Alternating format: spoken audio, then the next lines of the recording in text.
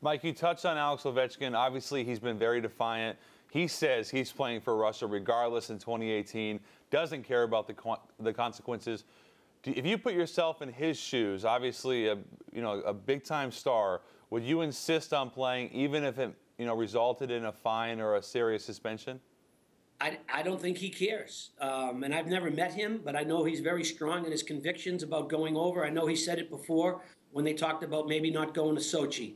So, if Ovechkin says he's not going, I don't believe he'll go, whatever the consequences might be. He'll just maybe say, okay, then I'll turn pro and go back and play up in the KHL league. So it'll be interesting if players follow Ovechkin. And I'm not just saying, the Russian players, any of the Swedish players, the Finnish players, the U.S. players, the Canadian players.